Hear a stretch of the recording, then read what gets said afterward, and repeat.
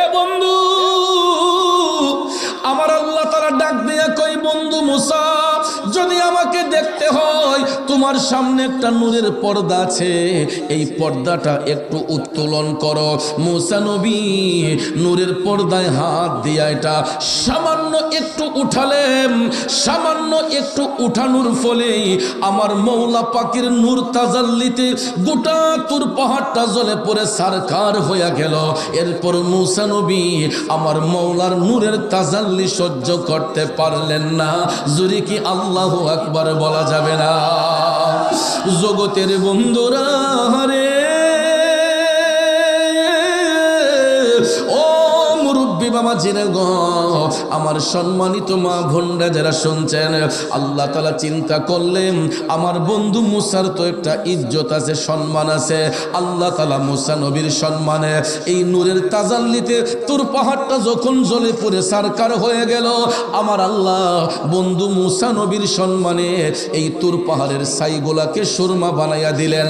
যেই সুরমা আমি আপনি চোখের মধ্যে ব্যবহার করি, এটা মুসা নবীর বরকতে। সুবহানাল্লাহ কোন।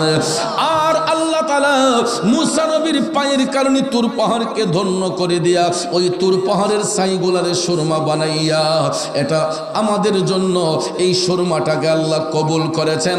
আর মুসা নবী মৌলার সঙ্গে কথা বলার কারণে ওনার উপাধি হয়ে গেছে কালিমুল্লাহ। জুড়ে কি সুবহানাল্লাহ বলবেন না?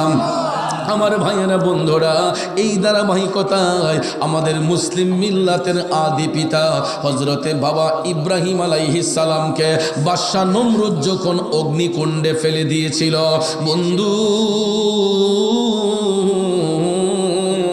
তিনি টপ টপ করে চোখের পানি ছেড়ে কান্না করেছিলেন। যখন ইব্রাহিম নবী আমার নবীর মহব্বত অন্তরে নিয়া ইশকে মুস্তফার প্রেমে পাগল হইয়া যখন আল্লাহর দরবারে কান্না শুরু করলেন, ইব্রাহিম নবীর চোখের পানিটা আগুনে পড়তে দেরি হইল। ওই আগুনটাকে আল্লাহ ফুল বাগিচা বানাইতে দেরি করে নাই। এই জন্য কবি বলেছেন, খলিলুল্লাহ প্রেমিক ছিল নমরুদে আগুনে দিল। খলিলুল্লাহ প্রেমিক ছিল নমরুদে আগুনে দিল। আগুন হইল ফুল বাগিচা প্রেমের কারণে। আগুন হইল ফুল বাগিচা প্রেমের কারণে। প্রেমের ডুরি বন্দরে মদিনার শনে।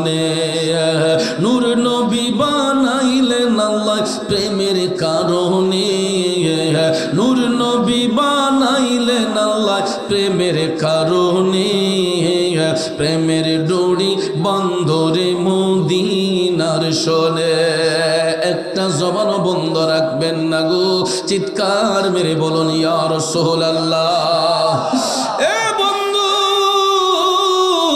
ইব্রাহিম নবী আমাদের নবীর মহব্বত নিয়ে যখন আল্লাহর দরবারে কান্না করছে গো, ওই পানিটা আগুনে পড়ার ফলে আল্লাহ নবীর মহব্বতে আগুনটারে ফুল বাগিচা বানাইয়া ইব্রাহিম নবী তখন উপাধি লাভ করলেন খালিলুল্লাহ। জুড়ে জুড়ে কন্যা সুবহানাল্লাহ। আর আমরা এমন একজন নবীর উম্মত হইলাম, আমাদের নবীর উপাধি হইছে হাবিবুল্লাহ।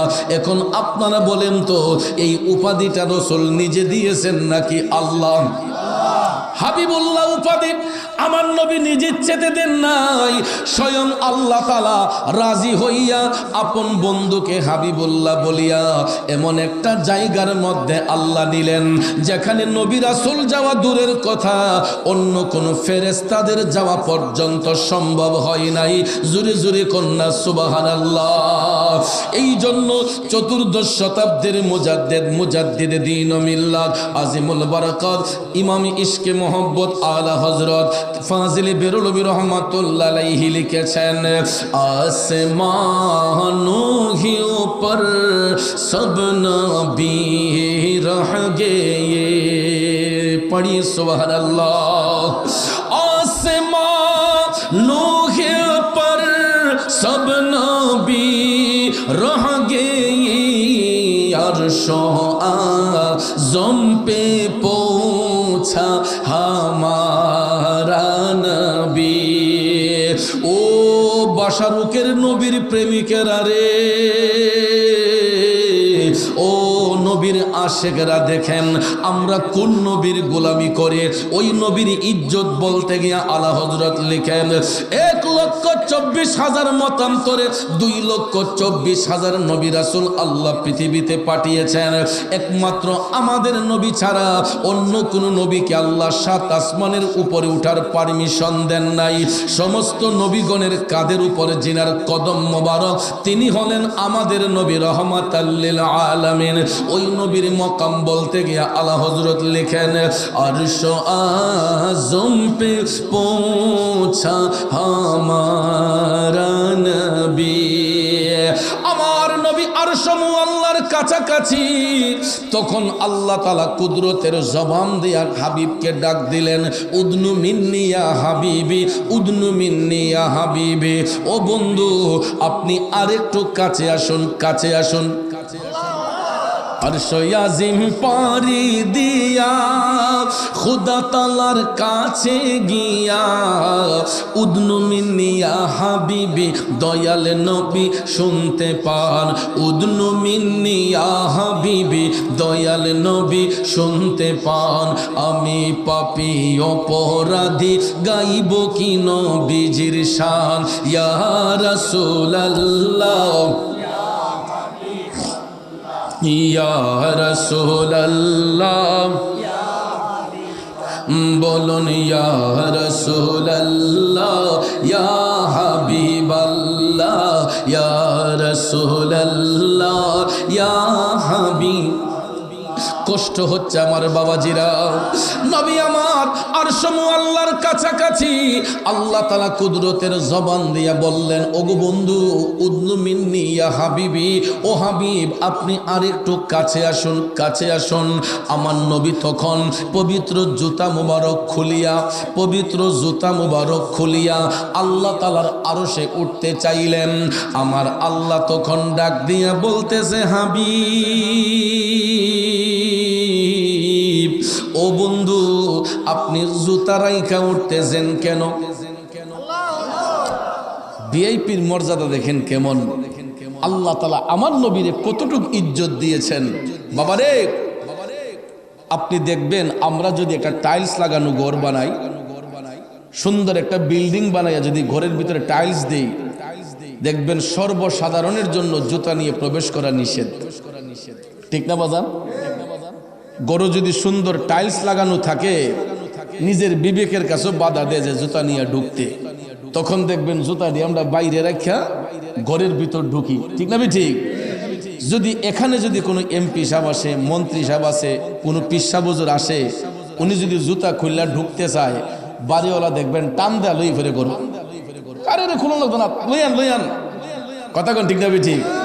টান দা দেখবেন ঘরের ভিতর লইয়া ফেরে, কারো খুলতে হবে না, নিয়ে আসেন। এটা হলো ভিআইপির মর্যাদা, মেহমানের মর্যাদা, ঠিক কিনা? আমরা বড়ই ভাগ্যবান মোদের রাসূল আল্লাহর মেহমান। আমরা বড়ই ভাগ্যবান মোদের রাসূল আল্লাহর মেহমান। এ বন্ধু ওই দিন মেজবান ছিলেন আল্লাহ, মেহমান ছিলেন আমার নবীজি, ঠিক কিনা বলেন? যেই দিন আল্লাহ হাবিবকে দাওয়াত করেছিলেন এটা ছিল রজব মাসের 26 তারিখ দিবাগত রাত 27-এর রজনী, যেই রাতটাকে বলা হয়েছে লাইলাতুল মেরাজ। বন্ধু আজকে যদি নবীর মেরাজ শরীফ না হইতো এই জান্নাতের বাগান আমরা পাইতাম না। নবীর যদি মেরাজ শরীফ না হইতো আজকে এই প্যান্ডেল আলোকিত হইতো না। আমার নবীর মেরাজ সফর যদি না হইতো আজকে উম্মত হিসেবে দামি স্বীকৃতি পেতাম না। নবীর মেরাজ যদি না হইতো আজকে কবর হাসর সম্পর্কে জানতাম না।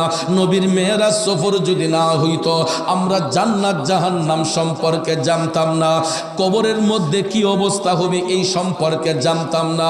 একমাত্র জানতে পেরেছি আমার নবীর মেরাজ সফরের মাধ্যমে, ঠিক কিনা বলেন? এই জন্য বাজার ওই দিনের মেজবান ছিলেন আল্লাহ, মেহমান ছিলেন আমার নবীজি। আর যেই কারণে মেহমানের সম্মানে আল্লাহ তাআলা শুধু দুনিয়া নয় আরশ কুরসি লৌহ কলম আল্লাহর সৃষ্টি জগতে যতটা জগৎ সমূহ আছে প্রত্যেকটা জগৎকে আল্লাহ সাজিয়েছিলেন একমাত্র আপন হাবিবকে সবকিছু দেখাইবার জন্য। আমার নবীকে দেখানোর জন্য আল্লাহ সব কিছুর আয়োজন করেছেন। যখন নবী আরশ আল্লাহর কাছাকাছি, আল্লাহ তাআলা তখন ডাক দিয়া কয় উদনু মিন্নি ইয়া হাবিবে, বন্ধু আপনি আরেকটু কাছে আসুন, কাছে আসুন। আমার নবী জুতা মুবারক খুইলা যখন আরশের মধ্যে উঠতে চাইলেন, আল্লাহ তাআলা ডাক দিয়া কয় বন্ধু আপনি জুতা রেখে উঠতেছেন কেন? তখন আমাদের নবী রাহমাতাল লিল আলামিন ডাক দিয়া কয় আল্লাহ আমি কেমনে আপনার মহান আরশে জুতা নিয়ে উঠে? আপনি না আপনার বন্ধু মূসাকে নির্দেশ দিয়েছেন জুতা খুলে তোর পাহাড়ে উঠার জন্য। আমি রাসূল কেমনে আপনার মহান আরশের মধ্যে জুতা নিয়ে উঠে? এই জন্য আমি জুতা খুইলা উঠতে চেয়েছে। আমার আল্লাহ তাআলা ডাক দিয়া কই হাবিব ও প্রাণের বন্ধু গো, আমি এই জন্য মূসাকে জুতা খুলে উঠতে বলেছিলাম। মূসা আমি আল্লাহর নূর তাজাল্লি সহ্য করতে পারবে না, এই জন্য জুতা খুলে আমি মূসাকে তুর পাহাড়ে উঠাইয়া আমার মূসার পায়ের কারণে তুর পাহাড়কে ধন্য করেছে। আর আপনি বন্ধুকে এই জন্য জুতা মুবারক নিয়ে উঠতে বলেছি। হাবিব আমার আরশ মুআল্লা আপনি বন্ধু নবীর জুতা মুবারকের দুলির অপেক্ষা করতেছে। আমার আল্লাহ ডাক দিয়া কই বন্ধু ও প্রাণের হাবিব আপনার জুতা মুবারকের ধুলি দিয়া আমি আল্লাহর আরশটারে ধন্য করে দেন। আর একটু জোরে জোরে কন্যা সুবহানাল্লাহ। এই কথা শোনাতে মনে আপনারা বেজার হইছেন? তাইলে সুবহানাল্লাহ তো আসতে হইল কেন? জোরে বলেন না সুবহানাল্লাহ। নবীর মর্যাদা আল্লাহ বাড়াই দিলে আমরার কোনো সমস্যা আছে? নবীর ইজ্জত নবীর প্রশংসা বাড়াইছেন কে? এই জন্য কবি কয় রাসূল আমরা তোমায় না চিনিলে তোমার কি আসে যায়, মোরা তোমায় না চিনিলে তোমার কি আসে যায়। দুনো জাহান নবীজির নূরি কদমে ঝোকায়, দুনো জাহান নবীজির নূরি কদমে ঝোকায়। ঠিক কিনা বলেন? এ বাবাজিরা আমার বন্ধুরা, আপনারা যেমনি সুবহানাল্লাহ কইছেন আমি ভাবছি যে আপনারা মনে বেজার হইছেন। সুবহানাল্লাহ বললে লাভ না লস? লাভটা কেমন? আমার রাসূল বলেছেন যদি কোনো ব্যক্তি ইখলাসের নিয়তে একবার যদি তার দৃষ্টিটাকে মওলার দিকে রুজু করে একবার যদি সুবহানাল্লাহ বলে, তাইলে তার দৃষ্টিটা যতটুক দূরে যায় এই পরিমাণ যদি কোনো গুনাহ তার আমলে থাকে, আল্লাহ রাব্বুল আলামিন একবার সুবহানাল্লাহ বলার কারণে এই আকাশ পরিমাণ গুনাহ তার বান্দার আমল থেকে জড়ায় দেয়। জোরে কোন সুবহানাল্লাহ। নারায়ে তাকবীর, নারায়ে রিসালাত। প্রধান অতিথির আগমন, আমার ফারুক ভাইয়ের আগমন, শুভেচ্ছার স্বাগতম। প্রধান অতিথির আগমন আমরা সবাই বলি মারহাবা। আমার অত্যন্ত পছন্দের মানুষ, আমার মায়ার মানুষ, নবীনগর উপজেলার সাবেক চেয়ারম্যান আলহাজ মোহাম্মদ ফারুক আহমেদ ভাই আমাদের মধ্যে এসে উপস্থিত হয়েছেন।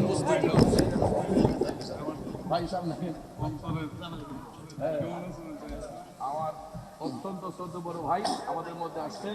আপনাদের এলাকায় কি সন্তান? হৃদয় তোমার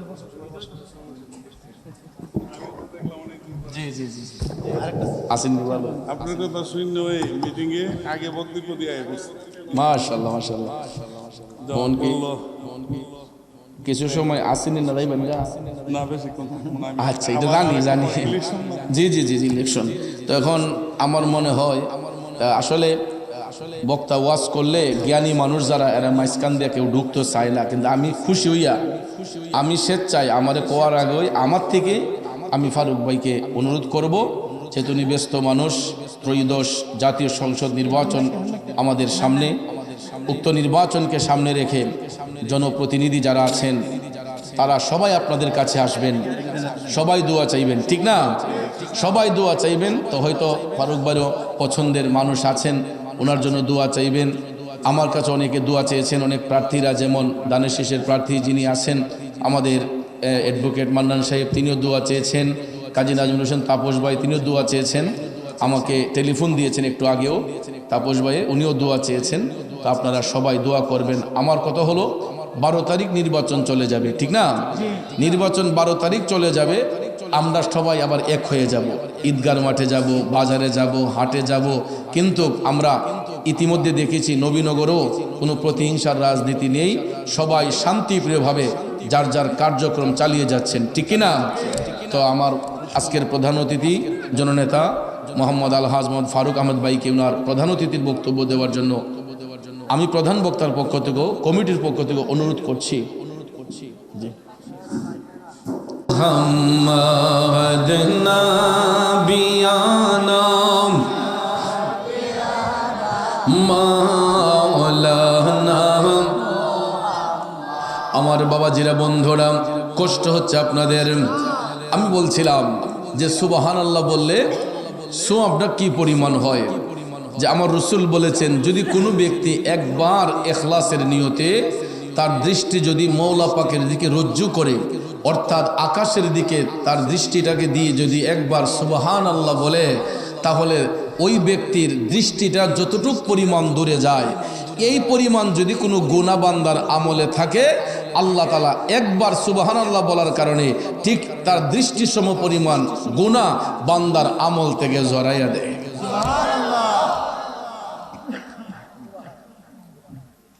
কষ্ট হয়েছে আপনাদের?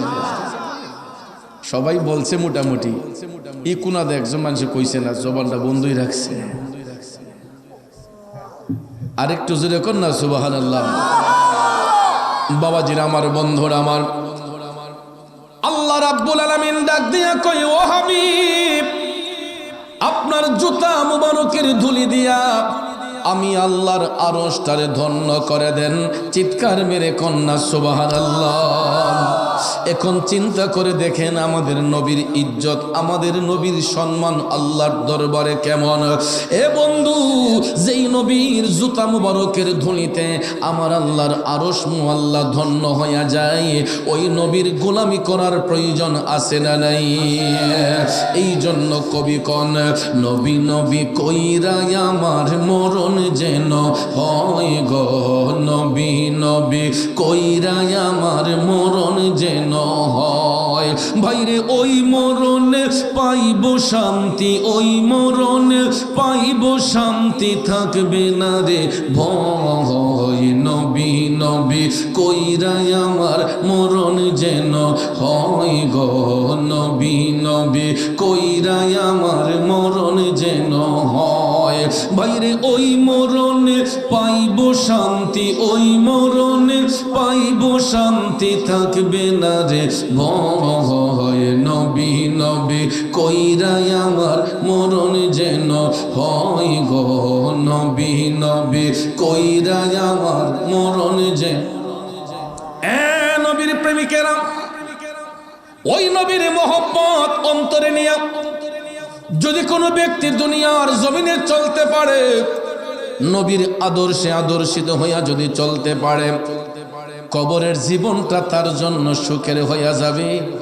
আর দুনিয়ার জমিনে যারা নবীর আদর্শে আদর্শিত হবে না, যারা নোংরামি চলাফেরা করবে, অসৎ কাজে লিপ্ত হবে, বাজে কাজে লিপ্ত হবে, ওই লোকগুলার কবরটা অন্ধকার হইয়া যাবে। তাইলে বলুন, আমরা আমাদের কবর অন্ধকার চাই নাকি আলো চাই? অন্ধকার না আলো? বন্ধু, নবীর প্রেমিক যারা হয় এরা মুমিন, নবীর সঙ্গে বেঈমানি যারা করে এরা হয় মুনাফিক। মুমিনদের স্থান হবে জান্নাতে, মুনাফিকদের স্থান হবে জাহান্নামে। এই জন্য হাদিস শরীফে আমার রাসূল বলেছেন, আমরা কেন নবী কইয়া কান্দি জানেননি? আমার নবী বলেছেন, প্রত্যেকটা মানুষকেই মৃত্যুর স্বাদ গ্রহণ করতে হবে, কিন্তু মৃত্যু হওয়ার আগে মৃত্যুর যন্ত্রণা আমাদের কাছে আসবে। মৃত্যু হওয়ার আগে মৃত্যুর যন্ত্রণা আমার আপনার কাছে আসবে। আমার দয়াল নবী বলেছেন, মৃত্যুর ফেরেশতা মালাকুল মউত আজরাইল সবার সামনে এক সুরতে আসবে না। মুমিন ব্যক্তি যারা হয় এদের সামনে আজরাইলের সুরত থাকবে এক ধরনের, আর জাহান্নামী ব্যক্তিদের সামনে আজরাইলের সুরতটা থাকবে ভয়ঙ্কর, ভয়ঙ্কর রূপ ধারণ করে আসবে। তাইলে আজকে আমরা জেনে নেব মুমিন ব্যক্তিদের কাছে আজরাইল কিভাবে আইসা জান কবজ করবে, আর জাহান্নামী ব্যক্তিদের জানটা কিভাবে কবজ করবে জানার আগ্রহ আছে না নাই বাজার? আমার রাসূল বলেছেন মুমিন ব্যক্তিরা যখন মৃত্যুর বিছানায় শুয়ে যাবে, এদের যখন মৃত্যুর যন্ত্রণা হবে, তখন মৃত্যুর ফেরেশতা মালাকুল মউত আজরাইল তাদের প্রাণটা কাটতে আসবে। তখন নবী বলছেন আজরাইলের পায়ের শব্দটা শোনার সাথে সাথে মুমিন ব্যক্তিদের মুখ দিয়া তখন মুস্কি মুস্কি হাসি বের হবে। কেন জানেননি? কারণ ইমানদার মুসলমানরা দুনিয়ার মায়া বেশি দিন চায় না। ইমানদার ব্যক্তিরা দুনিয়াতে বেশি দিন থাকতে চায় না। এই জন্য তারা তাহাজ্জুদের নামাজ পড়িরা, ওয়াক্তের নামাজ পড়িরা, আল্লাহর জিকির কইরা, নবীর দুরূদ পড়িরা, সমাজের মানুষের ভালো উপকার কইরা মুমিন ব্যক্তিরা দেখবেন নিশিতে নিরলে এরা আল্লাহর কাছে চোখের পানি চাইরা ফরিয়াদ করে, বলে আল্লাহ দুনিয়াতে যদি রাখো আমাদেরকে নেক হায়াত দিয়া বাঁচাইয়া রাখো, আর দুনিয়াতে যদি হায়াত না থাকে আমাদেরকে ঈমানের সহিত মরণ দান করো। তাইলে বলুন ঈমানের সহিত মরলে লাভ না লস? আমরা ইমানি মরণ চাই কি চাই না? এই জন্য কবি বলেছেন ইমানের পথে অবিচল থেকে আমার মরণ যেন হয়, ইমানের পথে অবিচল থেকে আমার মরণ যেন হয়। শাহরুখের বাবাজিরা বন্ধুরা, আমার রাসূল বলেছেন মুমিন ব্যক্তিদের মৃত্যু হওয়ার আগে তাদের মরণের যন্ত্রণা যখন হয়, তখন মৃত্যুর ফেরেশতা মালাকুল মউত আজরাইলের পায়ের শব্দটা শোনার সাথে সাথে ওই মুমিন ব্যক্তিদের মুখ দিয়া তখন মুস্কি মুস্কি হাসি বের হয়। এটা কেন জানেননি? আখিরাতের প্রথম ঘাটিটাই হইল কবর। আখিরাতের প্রথম ঘাটি কবর, আখিরাতের প্রথম ঘাটিটা কবর।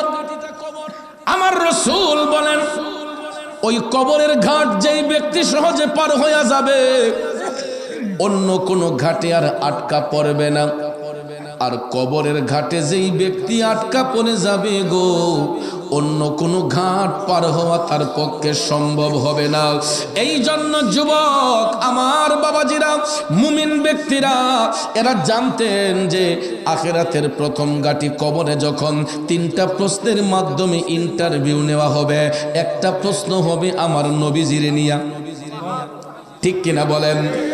আমার নবীর কবরের মধ্যে সশরীরে হাজির করা হইব, এই বিশ্বাস আছে না নাই?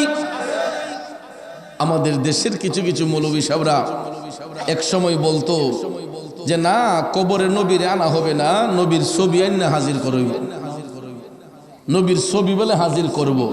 এখন দেখছে আবার ওই মৌলবীর এই ফতোয়া দিত যে ছবি তোলা বেদাত, ঠিক না?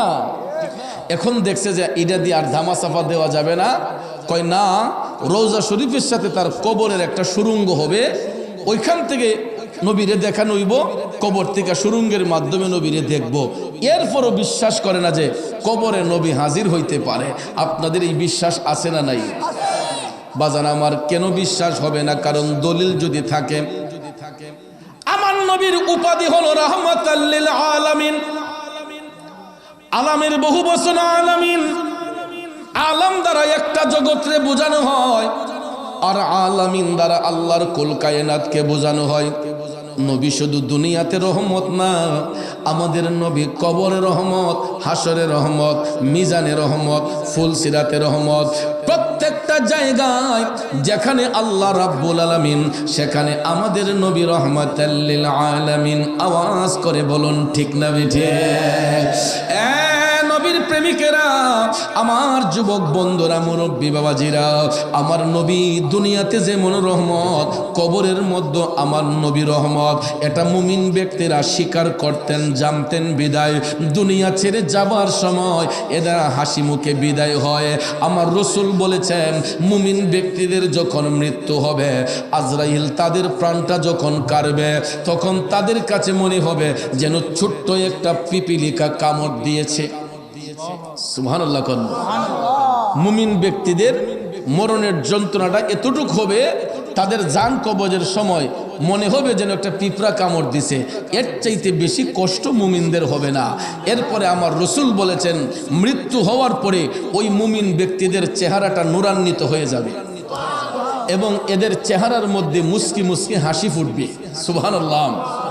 ব্যক্তিটা যদি কালো হয়, লক্ষ্য করে দেখবেন আমাদের সমাজে কোনো ভালো মানুষ মারা গেলে, কোনো ইমানদার মুসলমান মারা গেলে দেখবেন মারা যাবার পরে ব্যক্তিটা কালো হলেও তার চেহারাটার মধ্যে একটা মুস্কি হাসি থাকে এবং চেহারাটা একটু গ্লেজি থাকে, নূরান্বিত ভাব থাকে। আমরা তখন রাস্তাঘাটে হাইটা বলি, আহ বেড়ারা যেমন বালা ছিল এমন বালা মরণ রইছে, মই যেমন আশ্বা রইছে। কই না যদি আমরা মুখে মুখে বলি, এটা আসলে আমার আপনার মুখের কথা নয়।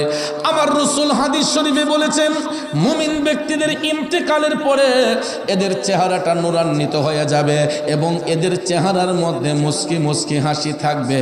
আর থাকবেই না কেন? কারণ এরা তো স্টুডেন্ট ভালো। স্টুডেন্ট ছাত্র ভালো হইলে পরীক্ষার হলে কোনো টেনশন থাকে? গাদা ছাত্র হইলে না পরীক্ষা যাওয়ার আগে না এর গোড়া মুসাদাত হয়। কথা কোন ঠিক না বেঠিক?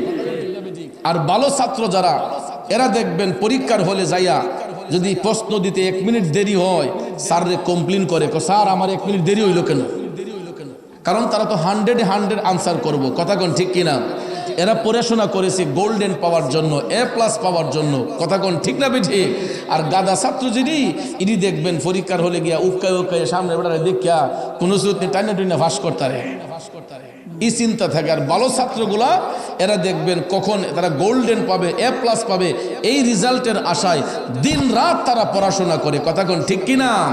ঠিক বাবা, এই রকম ভাবে যারা মুমিন হয়, মুত্তাকি হয়, এরা স্টুডেন্ট ভালো। এই কারণে এরা দুনিয়ার জমিন থেকে তাহাজ্জুদের নামাজ পড়ে, ওয়াক্তিয়া নামাজ পড়ে, আল্লাহর জিকির করে, নবীর দুরূদ শরীফ পড়ে, মানুষের উপকার করে, কোনো মানুষের হক নষ্ট করে না। এরা মাতা পিতার খেদমত করে, এরা সমাজের মধ্যে সঠিক নেতৃত্ব দান করে। এদের লেসান দ্বারা কোনো মানুষকে কষ্ট দেয় না, এদের জবান দিয়া কোনো মানুষকে আঘাত করে না।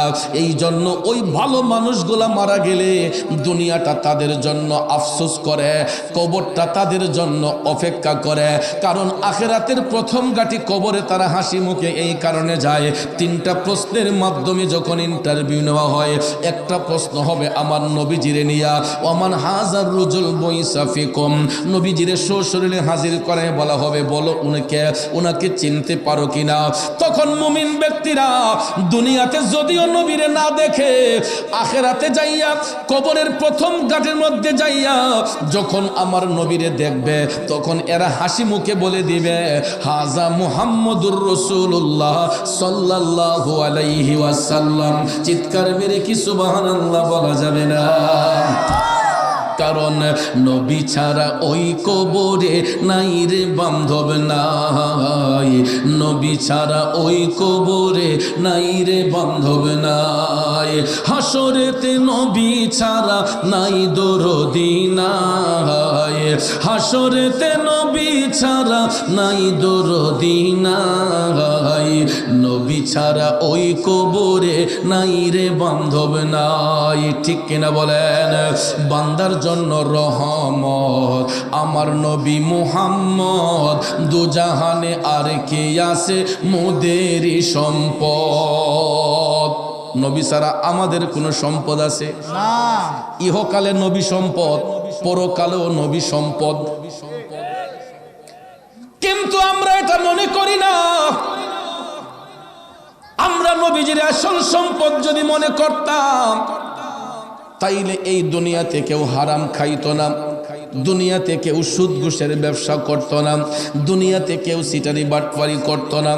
রাগ করেন আব্বাজিরা আমার, এই সমাজের মধ্যে দেখবেন দুনিয়ার বাদশাহী পাওয়ার জন্য, দুনিয়ার সম্পদ অর্জনের জন্য দেখবেন কিছু কিছু মানুষ আছে একজন আরেকজনের দিলের মধ্যে আঘাত দেয়।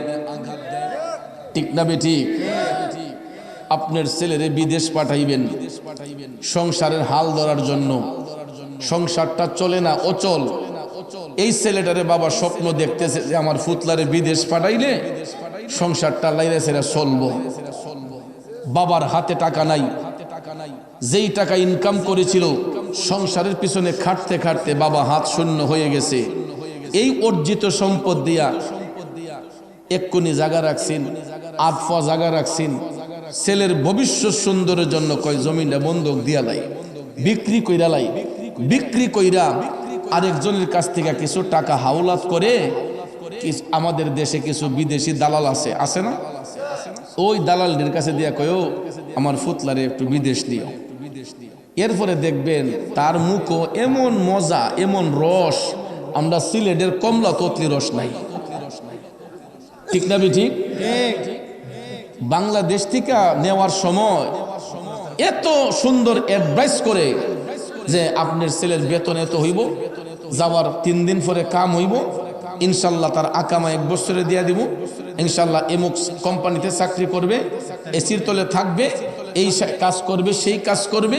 বাপে হইন না কয় আমার ভূতে পরের মাস থেকে টেয়া গুনব। ঠিক না ঠিক? জমিন বিক্রি করে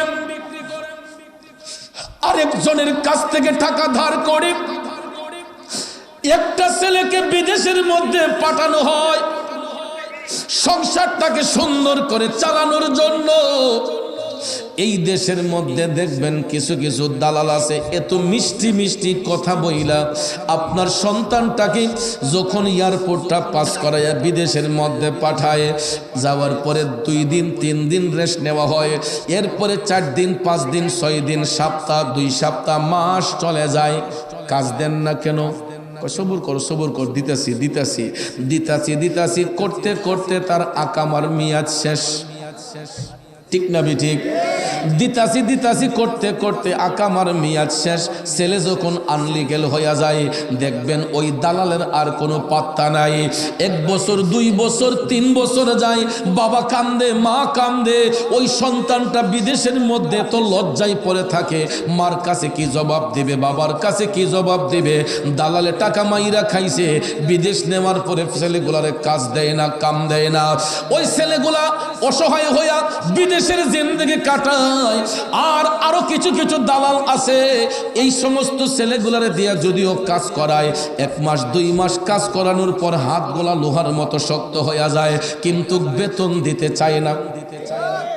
আনলিকেল ছেলেগুলারে যদিও কামে নেই, নেওয়ার পরে বাজান 1 মাস 2 মাস খাটাইয়া কয় পরের মাসও দিমু বেতন, এরপরে 3 মাস পরে দেওয়া যায় হের আর খবর নাই। এই যে গাদার খাটনি খাটলো, এই যে একটা কষ্ট করলো, ছেলেটা তো টাকা খরচ কইরা বিদেশে গেছে, কিন্তু আরেকটা দালাল সে বড় লোক হওয়ার জন্য, লালে লাল হওয়ার জন্য কতগুলা মানুষের দিলের মধ্যে আঘাত দিছে। আপনারা বলেন ওই লোকটা যদি কোটি টাকারও মালিক হয়, বিলিয়ন টাকারও মালিক হয়, আল্লাহর রহমত কি তার উপর আছে? মন ভাঙ্গে না মসজিদই ভাঙ্গে, ভাঙ্গে আল্লাহর কাবা ঘর, ভাঙ্গে আমার আল্লাহর ঘর। মন মন্দিরে আল্লাহর বাড়ি, ব্যথা দিস না তার ভিতর। ঠিক কিনা? আরে ভাই মন ভাঙ্গে না মসজিদই ভাঙ্গে, ভাঙ্গে আমার আল্লাহর ঘর, ভাঙ্গে আমার আল্লাহর ঘর। মন মন্দিরে আল্লাহর বাড়ি, ব্যথা দিস না তার ভিতর। আপনি 10টা 20টা মানুষের দিলের মধ্যে আঘাত দিয়া এলাকার মধ্যে আইসা শিল্পপতি সাজছেন, এলাকার মধ্যে আইসা টাকাওয়ালা সাজছেন, দেখা যায় আরেক 10টা মানুষের দিলে আঘাত দিয়া তার নিজ এলাকার মধ্যে গিয়া কয় অমুক দানবীর, অমুক শিল্পপতি, মসজিদে 50,000, মাদ্রাসায় 50,000, কবরস্থানে 50,000। মানুষে মনে করে মাফ প্রীতি টিহার গাছ হয়ে গেছে গাড়ি। কথা কোন ঠিক কিনা? বাজান আমার যতই মসজিদ মন্দির মাদ্রাসাতে দেন না কেন, আপনি যে 10টা 5টা মানুষের দিলের মধ্যে অন্তত একটা মানুষের দিলেও আঘাত কইরা যে পাপের বোঝা মাথায় নিছেন, আপনি আরো 10টা ভালো কাজ করলেও ওই মানুষটা যতক্ষণ আপনারে ক্ষমা না দিব, আমার আল্লাহও ক্ষমা দিব না। ঠিক কিনা বলেন? এই জন্য নামাজ কাজা করেন, রোজা কাজা করেন, আল্লাহর কাছে ইখলাসের নিয়তে তওবা করলে আল্লাহ মাফ করে দেয়। কিন্তু বান্দা যখন বান্দার মনে কষ্ট দেয়, ওই বান্দা যতক্ষণ ক্ষমা না দিব, আমার আল্লাহও তারে ক্ষমা দিব না। ঠিক না বেঠি? এই জন্য যুবক পায়ে হাত ধরে বলবো, আমার বাবাজিরা গো, কার জন্য এই হারাম সম্পদের পাহাড় গড়বেন? কার জন্য 5টা 10টা বাড়ি বানাইবেন? আর 10টা মানুষের মনে কষ্ট দিয়া আপনি যে বিল্ডিং বানাইতেছেন, ব্যাংকে টাকা জমাইতেছেন, খোদাই না করুক মৃত্যুর ফেরেশতা মালাকুল মউত আজরাইল আসতে পারে কি পারে না? আজরাইল আসিয়া প্রাণ করিব হরণ, হাই গো আজরাইল আসিয়া প্রাণ করিব হরণ। ওরে নিজ গুণে সাহেব আল্লাহ করবা নিবারণ, আমার উপায় কি তখন আমার আল্লাহ নিরঞ্জন, না জানি কি হালে আমার হইব মরণ। বন্ধুরে,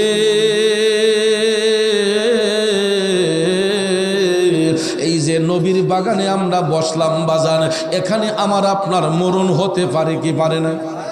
রাস্তা দিয়ে হাঁটতেছি, মরণ হতে পারে কি পারে না? ঘরের মধ্যে শুয়ে আছি, মরণ হতে পারে কি পারে না? এ বন্ধু, একজন আর একজনের ঘরে ঢুকতে হইলে হয়তো অনুমতি লাগে।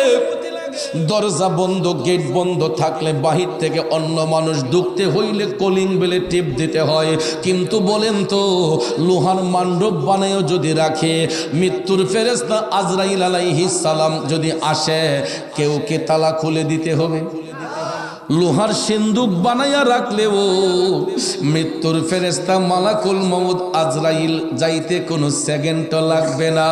আল্লাহর হুকুম যখন আসবে, মৃত্যুর ফেরেশতা মালাকুল মউত আমাদের জান কবজ করবে। এই জন্য বাজান কবি বলেছেন, মনরে মরণ কথা করো স্মরণ, স্ত্রী পুত্র কেউ নয় আপন, ধনরত্ন সবই কারণ মনরে। ও ভাই, তুই মরিলে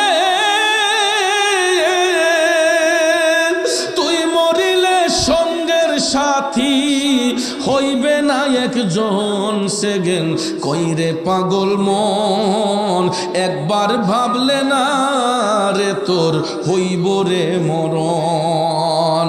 ও বাজান, কি হবে হারাম খাইয়া, কি হবে হারাম ব্যবসা কইরা? কার জন্য সম্পদের পাহাড় গইরা দিয়া যাবেন? কার জন্য চোখের মধ্যে 2 কানি 3 কানি জমি কিনবেন? আপনি যদি এখন মারা যান, আপনার সন্তান আপনাকে আর দরদ দেখাবে না। এমনিতে দেখবেন আব্বার জন্য ছেলেগুলা পাগল, মার জন্য সন্তান পাগল। কিন্তু যখন ওই মা ওই বাবা ডেড বডি হইয়া যায়, সন্তানটা পর্যন্ত কয় লাশটা তাড়াতাড়ি দাফন করার ব্যবস্থা করা হোক। নাকি মিথ্যা বললাম? দুনিয়াতে যতক্ষণ দেহের মধ্যে প্রাণ থাকে, আমরা চেয়ারম্যান সাহেব, মেম্বার সাহেব, এমপি সাহেব, মন্ত্রী সাহেব, মুফতি সাহেব, মুহাদ্দিস সাহেব, কিন্তু মারা যাওয়ার সাথে সাথে সবার নাম হয়ে যায়। আরো জোরে, সমাজপতি মারা গেলে, শিল্পপতি মারা গেলে, রাস্তার ভিখারি মারা গেলে, তাইলে কি হবে চৌধুরী সাহেব দিয়া, কি হবে ভুইয়া সাহেব দিয়া, কি হবে শেখ সাহেব দিয়া, কি হবে তালুকদার সাহেব দিয়া? দেখবেন সমাজের মধ্যে অহংকারের বশীভূত হইয়া তারে তালুকদার সাহেব না ডাকলে, চৌধুরী সাহেব না ডাকলে, ভুইয়া সাহেব না ডাকলে অনেকে রাগ করে। কথা কোন ঠিক কিনা? যত সাবি বলেন না কেন গো, মারা যাবার সাথে সাথে আমার আপনার নাম হইয়া যায় লাশ। কথা কোন ঠিক কিনা? বাজান, দেহের মধ্যে যতক্ষণ প্রাণ আছে, রঙের গোড়া দৌড়াইতে পারতেছি, রং বেরঙের কাপড় পরতেছি।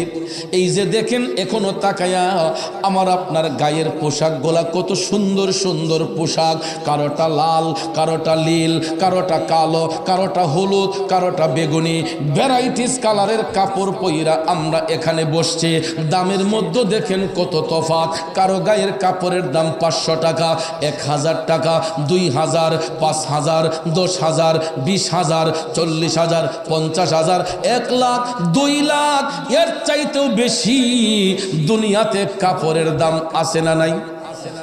আপনার এই বাসারুকের এত বড় শিল্পপতি আছে, গিয়া দেখবেন এই যে সামনে রমজানের ঈদ আসতেছে, সামনে যে রমজানের ঈদ আসতেছে, ঈদকে সামনে রেখে এই বাসারুকের বড় বড় শিল্পপতিরা এরা নবীনগর মার্কেট করে না, ব্রাহ্মণবাড়িয়া মার্কেট করে না, কাপড় পছন্দ হয় না, কয় ঢাকা গিয়া করব।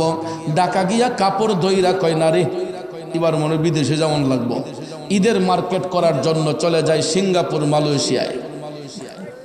কথা কয় না?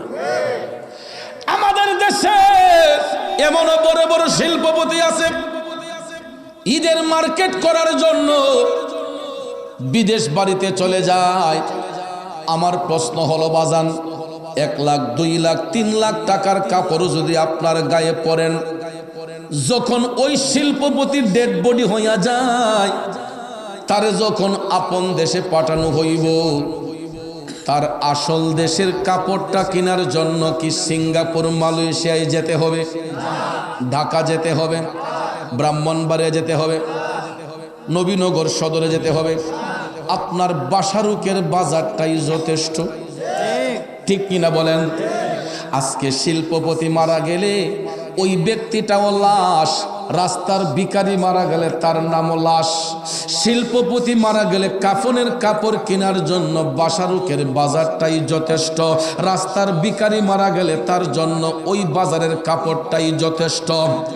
কারণ দুনিয়াতে হয়তো দামি বেদামি কাপড় পরি, কিন্তু আপন দেশে যখন যাইব সবার গায়ের মধ্যে একই রঙের কাপড় থাকবে।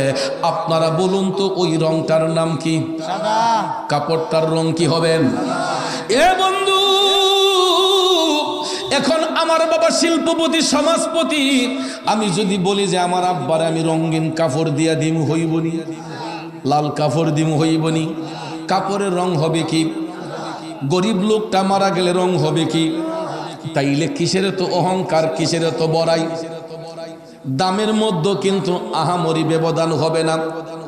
দুনিয়ার বড় লোকরা হয়তো হাজার হাজার লাখ লাখ টাকার কাপড় পইরা দুনিয়াতে ঘুরছে গো, কিন্তু কবর দেশে যখন যাইবে গরিব লোকের গায়ে যেই পোশাক থাকবে, শিল্পপতির গায়ের পোশাকটাও একই রঙের থাকবে।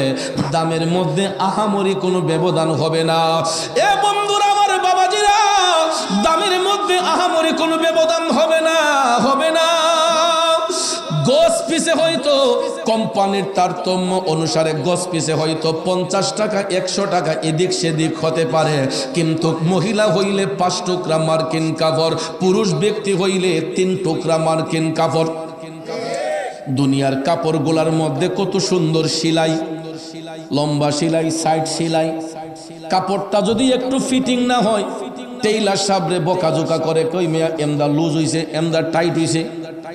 কিন্তু আপন দেশে যেই কাপড়টা পরে যাইব, বলুন তো ওই কাপড়ের মধ্যে কোনো সেলাই আছে? সাদা মার্কিন 3 টুকরা কাপড়, এটার মধ্যে কোনো সেলাই থাকবে না। সেলাইবিহীন 3 টুকরা সাদা মার্কিন কাপড় দিয়া আমারে আপনারে বড়ই পাতার গরম জল দিয়া গোসলটা দিয়া আমাদেরকে গোসল দিয়া দেখবেন ইমাম সাহেব হুজুর অথবা জান্নেওয়ালা লোক দ্বারা কাপড় পরানো হয়। এরপরে দেখবেন সবাই বলে যে তাড়াতাড়ি জানাজা দেওয়ার ব্যবস্থা করা হোক।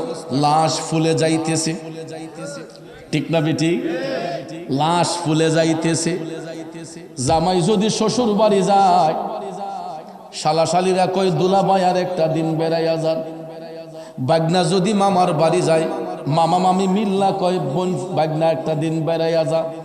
বোনফুত যদি খালার বাড়ি যায়, কয় আরেকটা দিন বেড়াইয়া যা।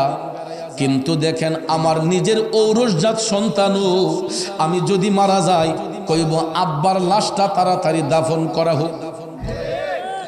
সবাই আইসা কয় লাশটা তাড়াতাড়ি দাফন করা হোক। একটা ছেলে যদি দূরেও থাকে কয় যাক তুই আইসা জিয়ারত করিস, তোর আব্বার লাশ বেশি সময় রাখা যাবে না, তাড়াতাড়ি জানাজা দেওয়া হোক। তখন দেখবেন ভাইয়ার আমার দুনিয়াটা কত নিষ্ঠুর।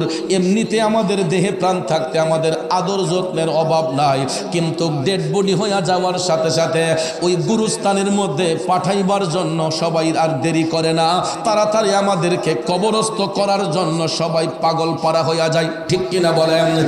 এমনিতে দেখেন আমরা যেখানে বসলাম কাঁধে কাঁধ মিলাইয়া সামনাসামনি হইয়া বসলাম, আমি যদি একটা ব্যথা পাই আমি আমার ভাই সাহেবরে বলতে পারবো যে ভাই সাহেব আমি একটা ব্যথা পাইছি। ভাই সাহেব যদি একটা ব্যথা পায় আমারে বলতে পারবে হুজুর আমি একটা দুঃখ পেয়েছি। কিন্তু এই বাসারুকের গুরুস্থানে তাকাইয়া দেখেন তো কত শত শত মানুষের কবর হয়েছে, কত শত শত মানুষ কবরে ঘুমাই আছে। কবরগুলা যদিও পাশাপাশি, একটার সাথে আরেকটা যদিও কবর পাশাপাশি, বলুন তো কারো কবরের সাথে কারো কবরের সম্পর্ক আসেনি? দুনিয়াটা নিষ্ঠুর, এত মায়া মমতা, কিন্তু দুনিয়া ছেড়ে যাবার পরে আমরা সবাই একা। যার যার কবরে তার তারকেই থাকতে হয়। সেখানে কোনো বন্ধু নাই, বান্ধব নাই, স্ত্রী নাই, পুত্র নাই, সন্তান নাই। এই জন্য কবি বলেছেন মনরে মরণ কথা করো স্মরণ, স্ত্রী পুত্র কেউ নয় আপন, ধনরত্ন সবিও কারণ মনরে। ও ভাই তুই মরিলে সঙ্গের সাথী হইবে না একজন সেগেন কইরে পাগল মন, একবার ভাবলে না রে তোর হইব রে মরণ। ও মনরে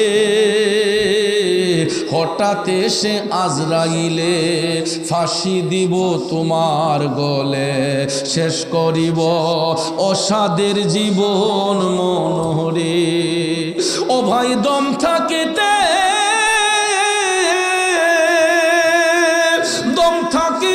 আল্লাহ নবীর নাম করো স্মরণ, সেগেন কইরে পাগল মন, একবার ভাবলে না রে তোর হইব রে মরণ। এ বাসারুকের বাবাজিরা গো, এই জন্য আপনাদের পায়ে হাত ধরে বলে যাব একটাবার মরণের কথা স্মরণ করুন। আমরা তো দুনিয়াতে কেউ চিরস্থায়ী নয়। আমার রসুল বলেছেন অন্তত যেই ব্যক্তি দৈনিক 40 বার মরণের কথা স্মরণ রাখবে ওই ব্যক্তি ঈমান হারা হইয়া মারা যাবে না। যেই ব্যক্তি রসুল বলেছেন দৈনিক 40 বার মরণের কথা স্মরণ রাখবে ওই ব্যক্তির মরণটা ঈমানের সহিত হবে। কেন? কারণ যার অন্তরে মরণের ভয় থাকবে ওই ব্যক্তির জবান দিয়া মানুষ ব্যতীত হবে না। যার মধ্যে মরণের ডর থাকবে ওই ব্যক্তির দ্বারা সমাজে খারাপ কাজ হবে না। যেই ব্যক্তি অন্তত মরণের কথা স্মরণ রাখবে ওই ব্যক্তি জীবনে কোনোদিন কোনো মানুষের ওজনে কম দিবে না। ঠিক না বেঠিক? যেই কারণে রসুল বলেছেন অন্তত দৈনিক তোমরা 40 বার মরণের কথা স্মরণ করো, যে দুনিয়াটা আমার আপনার জন্য চিরস্থায়ী নয়। আর যদি এই নিয়তে 40 বার অন্তত মরণের কথা স্মরণ রাখে রসুল বলছেন ওই ব্যক্তি ঈমান হারা হয়ে মারা যাবে না, আল্লাহ তাআলা তাকে ঈমানের সহিত মরণ দান করবে। আমার মা বোনেরা গো, ও যুবক বন্ধুরা, বাবাজিরা, আমি আপনাদেরকে ওই কথাটাই বোঝাতে চাচ্ছি যে হারাম সম্পদের পাহাড় গইরা কোনো লাভ নাই। এই পৃথিবী যেমন আছে তেমনি ঠিকই রবে। ওরে সুন্দর ওই পৃথিবী ছেড়ে একদিন চলে যেতে হবে রে মন, চলে যেতে হবে। ঠিক কিনা বন্ধু? আমরা যখন দুনিয়া থেকে চলে যাব রসুল বলেছেন ব্যক্তিটা যদি মুমিন হয় ওই মুমিন ব্যক্তিটা কবরে যাইয়া নবীরে দেখলেই এরা নবীর পরিচয় যখন দিয়া দিবে মুনকার নাকির ফেরেশতা চলে যাবে। রসুল বলেছেন আল্লাহ তাআলা তখন আরেক দল রহমতের ফেরেশতা কবরে পাঠাইবে। ওই ফেরেশতারা আইসা ওই কবরটাকে তখন প্রসারিত করবে, কারণ মুমিনদের কবরকে এক একটা মুমিনের কবরকে এক একটা নূরের মহল বানাইয়া দেওয়া হবে। আমরা দেশে কিছু কিছু হুজুর আইয়া ওয়াজ কইরা কান্দাইয়া ফানা কইরা লাই, আপনারাও কান্দাইব, নিজেও কানব। কবরের আযাব কেমনে সইব, কবরে সাপে কামড়াইব। কান্দাইনি এ বাবাজি, কোন ব্যক্তিগুলার কবরে সাপ আসবে এটা তো ভাঙ্গা বোঝাইয়া দিতে হবে। সবার কবরে তো সাপ আসবে না রে বাজান, সবাইকে কবরে গুরজে মারা হবে না।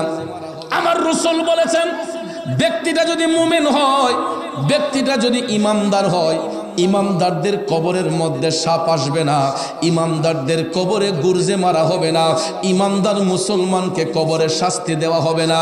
বরঞ্চ আমার রাসূল বলেন, মুমিন ব্যক্তিগুলাকে কবরে রাখার পরে ফেরেশতারা ওই কবরটাকে 70 গজ প্রসারিত কইরা এক একটা মুমিনের কবরকে এক একটা নূরের মহল বানায়া দিবে। আযাব হবে ওই সমস্ত জাহান্নামী ব্যক্তিগুলোর কবরে যারা দুনিয়াতে চিটারি বাটপারি করেছে, যারা দুনিয়াতে মানুষের হক মারছে, যারা দুনিয়াতে মানুষের মনে কষ্ট দিছে, যারা দুনিয়ার জমিনে ইবাদত থেকে দূরে থাকছে, নবী বিদ্বেষী ছিল, ইসলাম বিদ্বেষী ছিল, ওই ব্যক্তিগুলার কবরে সাপে কাটবে, গুরজে মারবে। আর এদের সম্পর্কে আমার নবী বলছেন, কইতামনি কষ্ট হইতেছে, আমার রাসূল বলেছেন, জাহান্নামী বেঈমান মুনাফিক ব্যক্তি যারা হয়, এদের যখন মৃত্যুর যন্ত্রণা হয়, এরা যখন মৃত্যুর বিছানায় শুইবে, মালাকুল মউত আজরাইল আলাইহিস সালাম ভয়ঙ্কর একটা রূপ নিয়ে আসবে। আর ওই রূপটা দেখার সাথে সাথে জাহান্নামী ব্যক্তিগুলোর মধ্যে হাঁপানি রোগের মতো শুরু হয়ে যাবে। নাউজুবিল্লাহ কোন কি রোগের মতো শুরু হবে? শ্বাসকষ্ট। আমরা দেখবেন এলাকার ভাষায় অনেক, আপনাদের এলাকায় হয়তো এটা বলেন যে টানাত ফিরে রইছে। মৃত্যু শয্যা যখন হয়, মৃত্যু যখন সন্নিকট হয়, যখন তার সাকারাত শুরু হয়, মূল কথা হলো সাকারাত। আর আমরা অনেকে এলাকার ভাষায় বলি যে ও অমুক টানাত ফিরে রইছে। তার মানে কি, যে তার মৃত্যু সন্নিকটে, আর বাঁচা সম্ভব না, বাঁচার উপায় নাই। তখন দেখবেন লোকটা যখন শ্বাসকষ্ট হয়, হাঁপানি রোগের মতো টানাত পইরা থাকে, তখন স্বজনদেরকে টেলিফোন দেওয়া হয়। ছেলে মেয়েগুলো দূরে থাকলে এরারে বলা হয়, তোর বাপরে শেষ দেখাটা দিক্কা যা। আইয়া দেখবেন বাচ্চাগুলা চতুর্দিকে ব্যারিকেড দিয়া বইসা অনয় বিনয় কইরা কয়, আব্বা আমার চিনচিন্নি, আমি আপনি ফুতুমু। মেয়েটা ডাক দিয়া কয়, আব্বা চিনচিন্নিও, আমি আপনার মেয়ে অমুক। এইরকম ভাবে অনয় বিনয় কইরা স্বজনরা, বন্ধু বান্ধবরা সবাই ডাক দিয়া কই, অমুক ভাই সাহেব, তমুক ভাই সাহেব আমার চিনছেন নি, আমি আপনার ছোট ভাই অমুক। ছেলে মেয়ে ডাক দিয়া কই, আব্বা আমি আপনার সন্তান অমুক। আমার নবী কামলিওয়ালা বলছেন, ওই মুহূর্তে তোমরা যতই অনয় বিনয় কইরা বলো না কেন, ওই মৃত্যু পথের যাত্রী, কে তার স্ত্রী, কে তার সন্তান, কে তার ছেলে মেয়ে, কে তার বন্ধু বান্ধব, ওই মুহূর্তে আর কাউকে চিনে না। আর চিনবেই বা কেমনে? রাসূল বলেছেন, আজরাইলের চেহারাটা দেখার সাথে সাথে ওই ব্যক্তির কলিজা পর্যন্ত শুকায়া যায়, এরপরে জোরে জোরে হাঁপাইতে শুরু করে। কারণ ভাইয়ের আমার, ওই মুহূর্তে আজরাইলের ভয়ঙ্কর রূপটা দেখা দুনিয়ার কাউকে আর ওই মৃত্যু পথের যাত্রী চিনতে পারে না। এরপরে দেখবেন হাঁপাইতে থাকে, আর আমরা একটু দরদ দেখাইয়া মুখের মধ্যে সামিজ দিয়া পানি দিই, ঠিক না বেঠিক? কয় সামিজ পানি দিবেন? কয়টা জগের পানি দিবেন? কয়টা টিউবওয়েলের পানি দিবেন? কয়টা পুকুরের পানি দিবেন? আমার নবী বলছেন, ওই মুহূর্তে যদি তার মুখে 7 সমুদ্র 13 নদীর পানিও যদি ঢেলে দেওয়া হয়, ওই ব্যক্তির তৃষ্ণা নিবারণ করানো সম্ভব হবে না। ওই জাহান্নামী ব্যক্তিটা মৃত্যুর ফেরেশতাকে দেখা তার কলিজা পর্যন্ত শুকাইয়া যাবে। কে তার স্বজন, কে তার সন্তান আর চিনবে না। তখন নবীজি বলছেন, আজরাইল আলাইহিস সালাম তায়ের পায়ের বৃদ্ধাঙ্গুল থেকে টিপতে টিপতে নিচটাকে অচেতন কইরা বুকের মধ্যে দুমটা আইনা এমন জোরে একটা চিপ মারব রে। আমার রাসূল বলেছেন, আজরাইলের ভয়ঙ্কর থাবায় গলা দিয়া ঘের ঘের একটা শব্দ বের হয়, আর জাহান্নামী ব্যক্তিগুলা এত কষ্টের সহিত তাদের জীবনটারে হরণ করা হয়। এই আজরাইলের ভয়ঙ্কর চিপে অনেক মানুষের পেশাব পায়খানা বের হইয়া যাবে। আমার নবী বলছেন এই ভয়ঙ্কর থাবায় অনেকের পেশাব পায়খানা বের হইয়া যায়, চোখগুলা উল্টাইয়া যায়, চেহারাটা বিদ্রুপের মতো হইয়া যায়। ঠিক কিনা কোন? যদি আমার কথা বিশ্বাস না হয়, মারা যাবার পরে যারা লাশ দৌত করে তাদেরকে জিজ্ঞেস করে দেখবেন, কিছু কিছু মানুষের লাশ দৌত করলে পায়খানার রাস্তায় ময়লা পাওয়া যায়, লুঙ্গির মধ্যে পেশাবের দুর্গন্ধ পাওয়া যায়। আমার নবী বলছেন জাহান্নামী ব্যক্তিগুলা, বেবিচারীরা যারা সমাজে জুলুম করছে, নির্যাতন করছে, এরা যতই ভালো সাজুক না কেন, মানুষের দিলে আঘাত করার কারণে ওই জাহান্নামীগুলা মারা যাবার সময় এরার এত কষ্ট হবে, অনেকের পেশাব পায়খানা বের হইয়া যাবে। ভাইয়ার আমার, বন্ধুর আমার, তখন রসুল বলেছেন তাদের চেহারাটা বিদ্রুপের মতো হয়ে যাবে, অন্ধকার হয়ে যাবে, আর চেহারাটা দেখলে ভয় লাগবে। আপনারা দেখবেন কিছু কিছু মানুষ মারা যাবার পরে লাশ দেখলে ভয় লাগে, ঠিক না মিয়া? তখন রাস্তাঘাট দিয়ে হাইট আমরা বলি, বাপরে যেমন জ্বালায় গেছে এমন কষ্টে তার মরণ রয়েছে। মানুষের মুখকে আটকানো যায়? মানুষ এটা বইলা ফেলে। আমরা যদিও মুখে মুখে বলি, এটা আমাদের মুখের কথা নয়। রসুল বলেছেন জাহান্নামী ব্যক্তিগুলা মারা যাবার পরে তাদের চেহারাগুলা বিদ্রুপের মতো হইয়া যায়, তাদের চোখগুলা উল্টাইয়া যায়।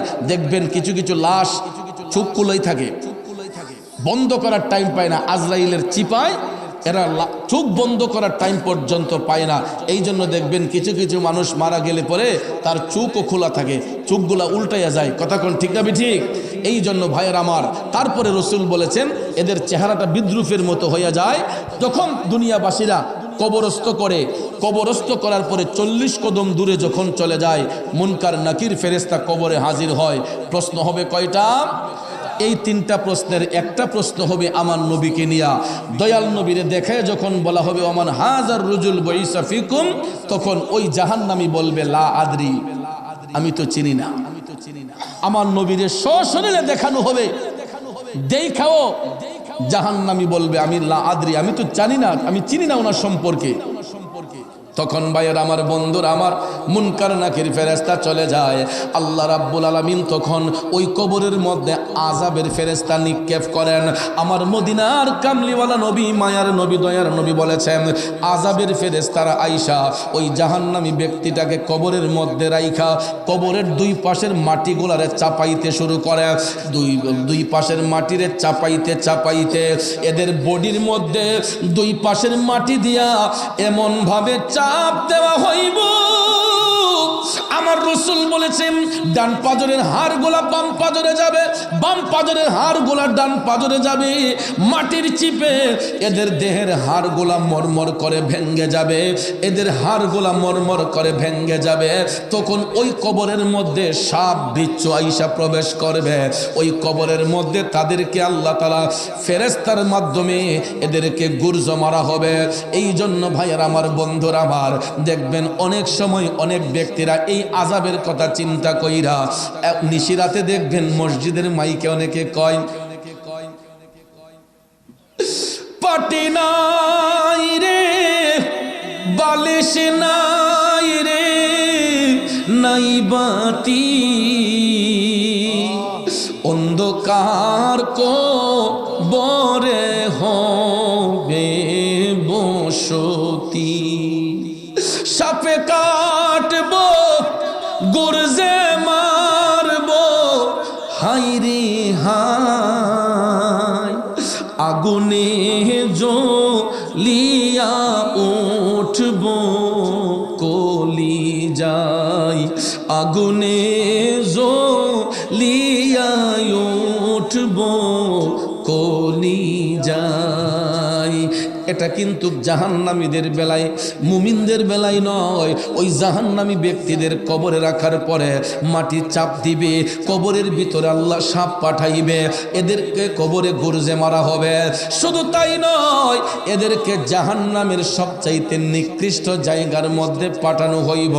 যারা দুনিয়ার জমিনে জুলুম করেছে, বেবিচারি করেছে, পাপ করেছে, অন্যায় করেছে, ওই জাহান্নামী ব্যক্তিগুলোর কবরের মধ্যে রাইখা আমার আল্লাহ তাআলা জাহান্নামের আগুন দিয়া জ্বালাইবে, এদের কবরের মধ্যে সাপে কাটবে, গরজে মারবে। নাউজুবিল্লাহ বলবেন না? তাইলে বাজান, এই জাহান্নামের আগুন থেকে বাঁচা দরকার আছে না নাই? জাহান্নামের আগুন থেকে যদি বাঁচতে হয়, মিথ্যা ছাড়া দরকার আছে না নাই? গীবত ছাড়া দরকার আছে না নাই? 5 ওয়াক্ত নামাজ পড়া দরকার আছে না নাই? মানুষের উপকার করা দরকার আছে না নাই?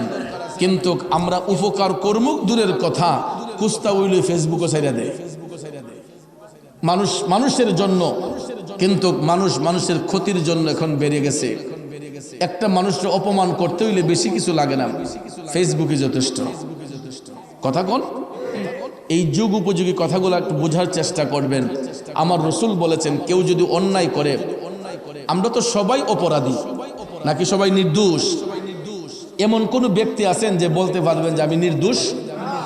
আমরা যত বড় আল্লাহওয়ালা হই, যত বড় বুজুর্গ হই, যত বড় পিসাব হই, আমরা কিন্তু সবাই গুনাহগার, নিজেকে গুনাহগার বলে স্বীকার করি, ঠিক না বেঠিক? আর এই গুনার জন্য অনুতপ্ত হইয়া বান্দা যখন চোখের পানি ছাইরা যখন আল্লাহর দরবারে কান্না করে, আমার আল্লাহর কাছে ওই জিনিসটা সবচেয়ে বেশি পছন্দ, যখন বান্দা চোখের পানি ছাইরা কান্দে। যেই কারণে হাদিস শরীফে রসুল বলেছেন, উম্মত তোমরা হাসবা কম, কানবা বেশি। হাসার পরিমাণটা কম রাখবা, কান্নার পরিমাণটা বেশি রাখবা, কারণ বান্দার চোখের পানি আমার আল্লাহর কাছে সবচেয়ে বেশি দামি। এই জন্য বাজান, আমি যেই কথাটা আপনাদেরকে বলছি, আল্লাহর নবী বলছেন, দুনিয়াতে কেউ যদি কারো দোষ ঢাইকা রাখে, যেমন আমি একটা অপরাধ করেছি, আপনি যদি আমার অপরাধটা ঢাইকা রাখেন, ওই ব্যক্তির বেলায় রসুল বলেছেন, যদি কেউ কারো অপরাধকে ঢাইকা রাখে, হাসরের ময়দানে আল্লাহ রাব্বুল আলামিন তার 1000টা অন্যায় ঢেকে রাখবেন। কারণ আমরা তো কেউ দুধে দুয়া তুলসী পাতা না, আমারও অনেক ভুল ত্রুটি আছে। যদি আমরা এই ভুল ত্রুটির ভিতরে দিয়েও অন্য মানুষকে যদি আমরা ক্ষমা করি, অন্য মানুষের ভুলটা যদি দোষটা যদি ঢাইকা রাখি, হাসরের ময়দানে রসুল বলেছেন যে ওই ব্যক্তির দোষ ঢাকার কারণে আল্লাহ তাআলা তোমার 1000টা দোষকে ঢেকে রাখবেন। এই জন্য ভাইয়ের আমার, সমাজের মধ্যে আমরা কেউ ভুলের ঊর্ধ্বে নয়। কেউ যদি কোনো ধরনের ভুল করেও ফেলে, আমরা কি করব? তাকে ক্ষমা করব, আমরা তাকে মাফ করে দেব, আমরা তার ভুলটাকে সংশোধন করে পার্সোনালি বলবো, সমাজে হাইলাইট করে নয়, ফেসবুকে দিয়ে নয়, ইউটিউবে দিয়ে নয়। কিন্তু আমার দুঃখ লাগে যে আমরা কি পড়ালেখা করতেছি, একটা মানুষরে ফেসবুকের মধ্যে কমেন্ট যদি পড়েন, কিছু কিছু মানুষকে মানুষ এমনভাবে গালাগালি করে, বিশ্রী কমেন্ট করে, এটা কোনো ভদ্র পরিবারের সন্তানের মুখ দিয়া এইরকম ভাষা আচরণ আসা শোভা পায় না, ঠিক না ঠিক? এই জন্য আপনাদেরকে আমি বলবো, যুব সমাজকে আমি বলবো, যারা আপনারা ইন্টারনেট ইউজ করেন, ব্যবহার করেন, আপনার চোখে হয়তো কোনো জিনিস খারাপ লাগতেই পারে, আপনি তখন কি করবেন? আল্লাহর কাছে দোয়া করবেন, আল্লাহ তুমি তাকে হেদায়েত করো, আল্লাহ তুমি তাকে হেদায়েত করো। আর না হলে তাকে একটা ভালো পরামর্শ দিবেন যে ভাইয়া, আপনার এই জিনিসটাকে আপনি শুধরানোর চেষ্টা করবেন, আপনার ওই জিনিসটা থেকে আপনি বিরত থাকবেন। এরকমভাবে ভালোবাসা দিয়া, দরদ দিয়া মানুষদেরকে বোঝাতে হবে। কিন্তু আপনারা ফেসবুক খুলেন, দেখা যায় একজন আরেকজনকে এমন অকাত্য ভাষায় বকাবকি, মানুষকে গালিগালাজ করা হয়। এইগুলা কিন্তু সভ্য সমাজে সমীচীন নয়, এগুলা সভ্য সমাজে খুবই ঘৃণিত এবং এটা ইসলাম সাপোর্ট করে না। এই জন্য আমরা যারা মুসলমান, আমরা তো পৃথিবীর শ্রেষ্ঠ জাতি। আপনারা কিন্তু এখনো মার পেটে আছেন মিয়া।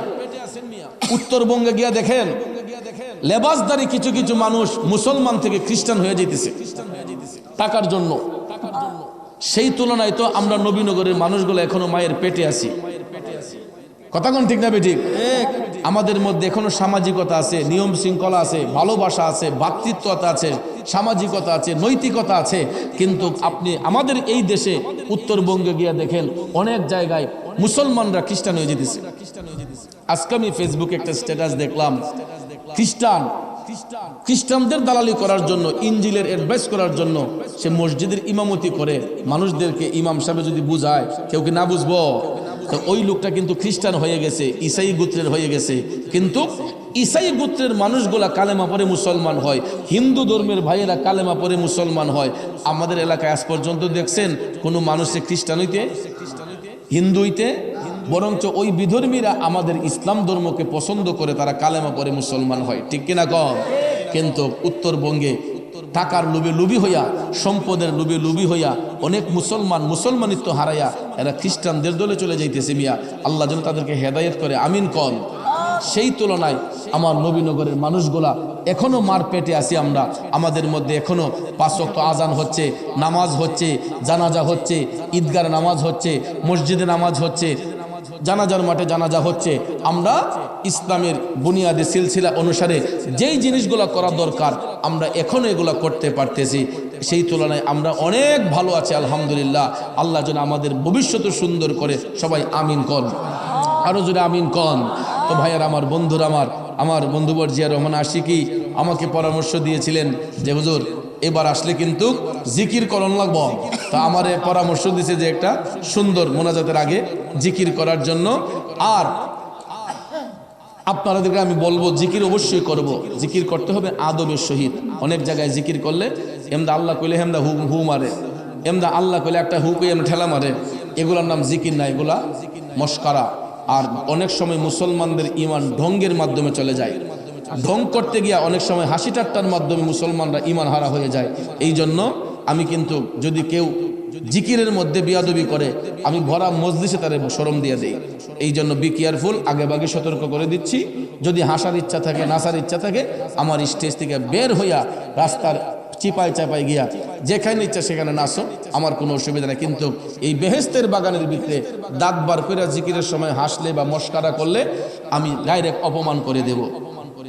আল্লাহ যেন আমাদেরকে হেদায়েত করে, আমিন কন। তো আমার কথাই কি আপনারা বিরক্ত হয়েছেন, রাগ করেছেন? তো ইনশাল্লাহ যেহেতু রাতও 12টা হয়ে গেছে, আলোচনা প্রায় 1.5 ঘন্টার উপরে হয়ে গেছে। আর আমরা বিশেষ করে আগামীকাল থেকে তো নির্বাচনী নিষেধাজ্ঞা, প্রোগ্রাম স্থগিত থাকবে, সারা দেশে অনেক কারফিউ জারি থাকবে। আমরা অন্তত এই 2টা দিন 3টা দিন আমরা নিজেকে সেফ রাখবো, কোনো খারাপ কাজে যাব না, অশালীন কাজে যাব না। সব সময় সন্ধ্যার সাথে সাথেই ঘরে থাকবেন, অযথা ঘোরাফেরা করবেন না, কোনো কাজ ছাড়া, কোনো ইম্পর্টেন্ট কাজ ছাড়া। আমরা ব্যক্তিগতভাবে আমরা শুধু সময় নষ্ট করে বাইরে থাকবো না, কারণ যেই কোনো মুহূর্তে প্রশাসনের লোকেরা আপনাকে হ্যারাসমেন্ট করতে পারে, ঠিক না বেঠিক? কারণ এটা তো আইনি নিষেধাজ্ঞা থাকার কারণে আপনাকে ঘরে থাকতে হবে। শুধু মা বাবারে কষ্ট দিয়েন না, শুধু মা বাবার দিলে আঘাত দিয়েন না, নিজেও হ্যারাসমেন্টের শিকার হইয়েন না। সবসময় নিজেকে সংযত রাখবেন। তো আমারও হবিগঞ্জে চলে যেতে হবে, যেহেতু আগামীকালকে চলাফেরাটা একটু রিস্কি। আমি প্রোগ্রাম শেষ করে আবার সিলেটে চলে যাব। তো ভাইয়ার আমার, আসুন আমরা নবীজিকে সালাম দিয়ে একটা জিকিরের তালিম করব, ঠিক আছে? ফেরেশতাকে সালাম হইলে বুক ভয় সাজায় নয়ন জ্বলে, কোথায় গেলে পাবো আপনায়, কোথায় গেলে পাবো আপনায়, দাও না একবার বলিয়া নূরে ঝলমল ঝলমল করে সোনার মদিনা। মাশাআল্লাহ ও নবীজি আপনার কথা মনে হইলে বুক ভয় সাজায় নয়ন জ্বলে, কোথায় গেলে পাবো আপনায়, কোথায় গেলে পাবো আপনায়, দাও না একবার বলিয়া নূরে ঝলমল ঝলমল করে সোনার মদিনা। আল্লাহর নবী নূরের নবী, আল্লাহর নবী নূরের নবী, যাহার নাই গো তুলনা, নূরে ঝলমল ঝলমল করে সোনার মদিনা। আল্লাহ আল্লাহ আল্লাহ নবীজি, ও নবীজি মাশাআল্লাহ মারহাবা। আল্লাহ আল্লাহ আল্লাহ আল্লাহ মদিনা শরীফের মাঝে রিয়াজুল জান্নাত আছে, সেই স্থানে পড়লে নামাজ, সেই স্থানে পড়লে নামাজ, জীবনের গুনাহ থাকে না। আমার মন হইয়াছে দিওয়ানা। মাশাআল্লাহ আল্লাহর নবী নূরের নবী, আল্লাহর নবী নূরের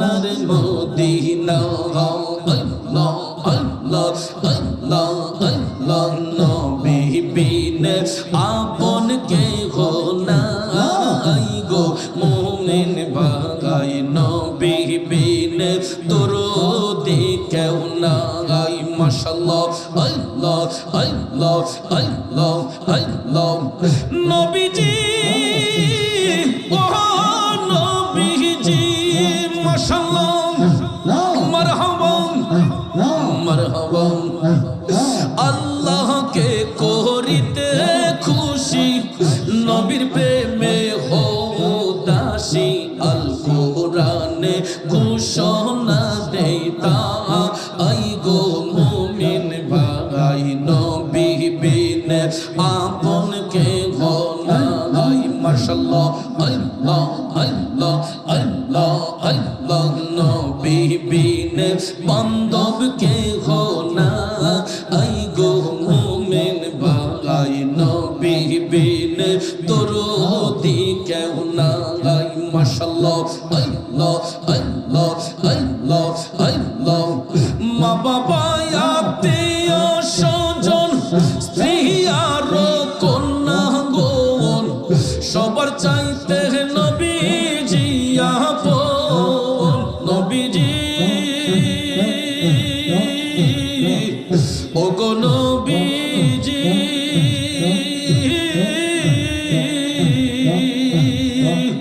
মা বাবা আত্মীয় স্বজন স্ত্রী আর কন্যা গণ সবার চাইতে নবীজি আপন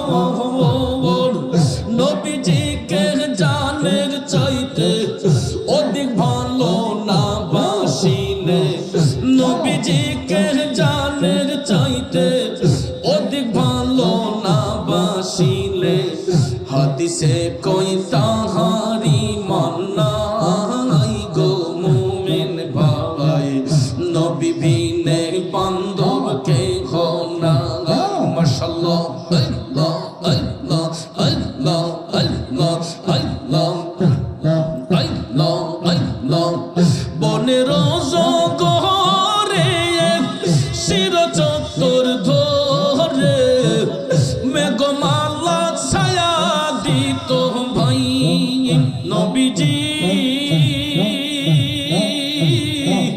ও গো নবীজি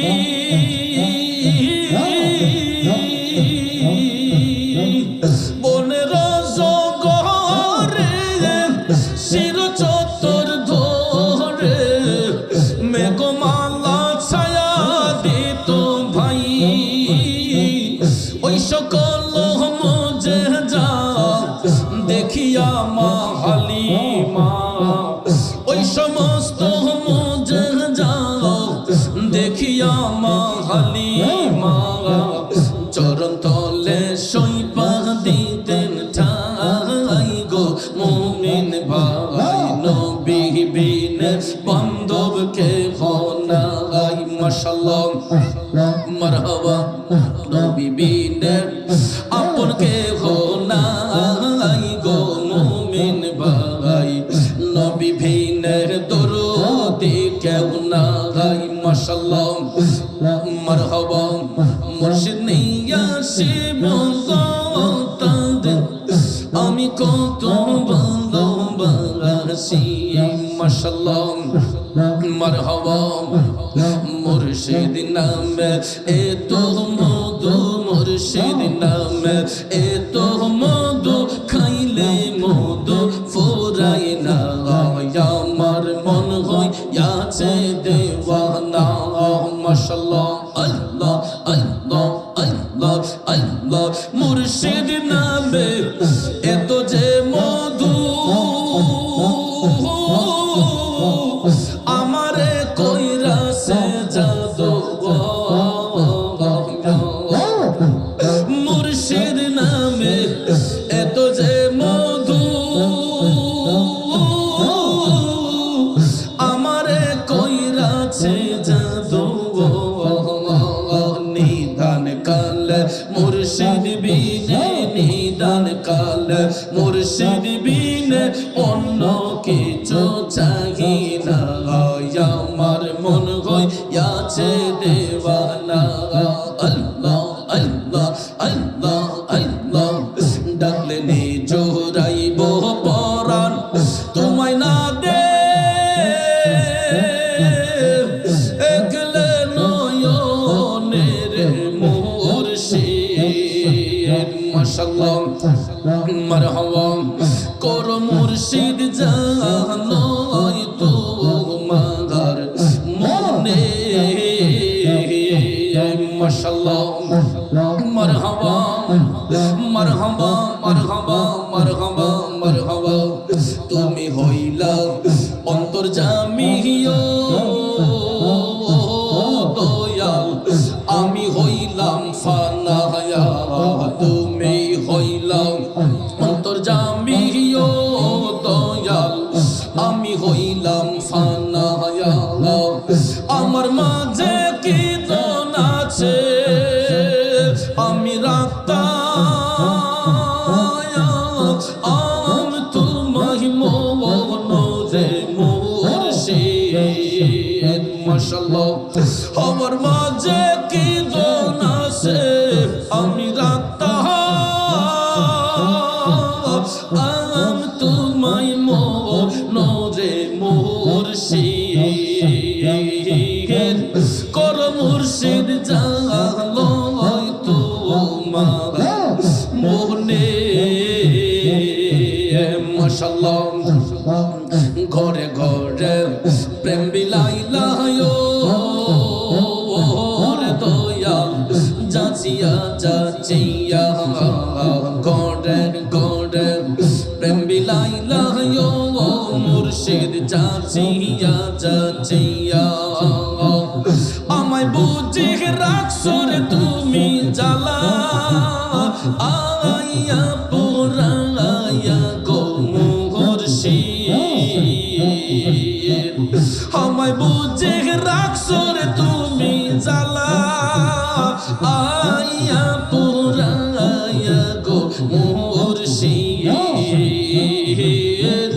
কর মুর্শিদ জানাই তোমার মনে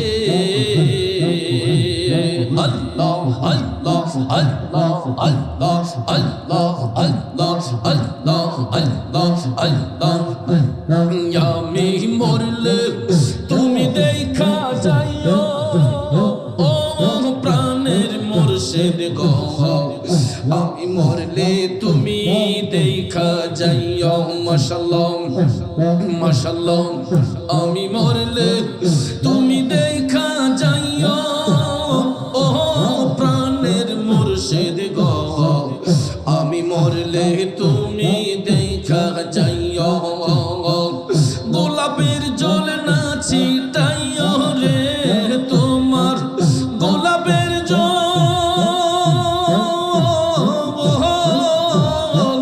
গোলাপের জল না ছিটাইও রে তোমার পায়ের ধুলি দিও ও প্রাণের মুর্শিদ গো আমি মরলে তুমি দেখা যাইও আমি মরলে তুমি দেখা যাইও মাশাআল্লাহ মারহাবা মুর্শিদ আমার বলতে আমার আর তো কিছু রইল না বাকি তুমি মুর্শিদ দয়া যে করিও ও দয়াল মারহাবা তুমি কাঁদাও যত কাঁদবো তত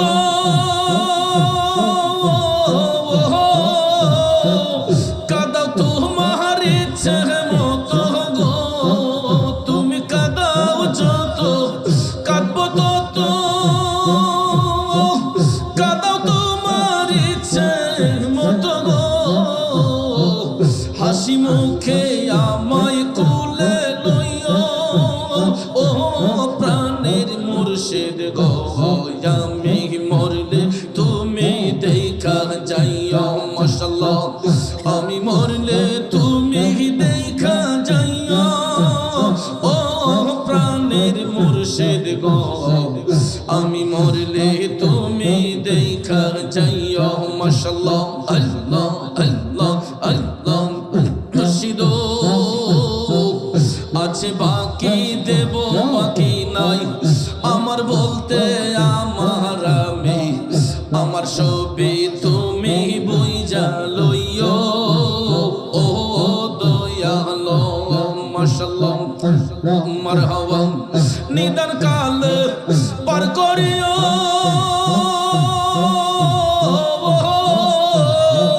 তুমি মুর্শিদ আমার হইও গো তুমি নিদান কাল পার করিও তুমি মুর্শিদ আমার হইও গো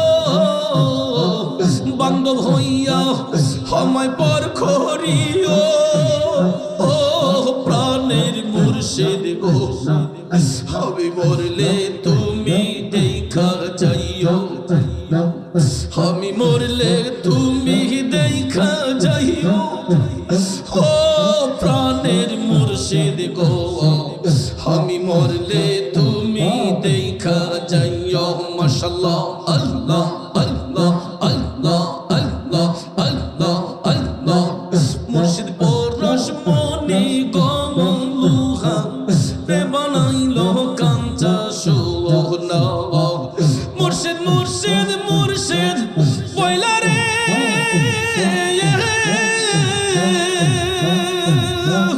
মুর্শিদ মুর্শিদ মুর্শিদ পয়লা সদাই করে জপনা রে সদাই করে জপনা লুহা রে বানাইলো কাঞ্চা সোনা দয়াল পরশ মনি গমলুহা রে বানাইলো কাঞ্চা সোনা মাশাআল্লাহ মারহাবা মুর্শিদ নামটি যে করছে সাদো বিনা দুধে দই পাতিয়া তুইলা সে মাখো আমার মুর্শিদ নামটি যে করছে সাদো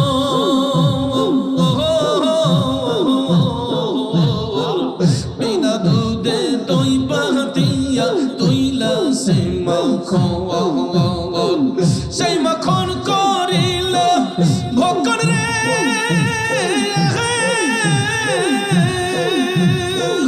সেই মাখন করিল ভক্ষণ ভব খুদা রবে না তোর ভব খুদা রবে না লুহা রে বানাইলো কাঞ্চা সোনা মুর্শিদ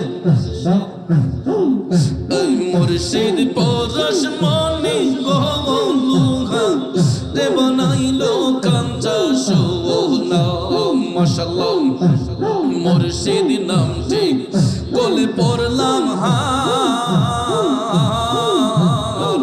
মন কুলমান লজ্জা শরম কিছুই নাই আমার আমার মুর্শিদ নামটি গলে পড়লাম হার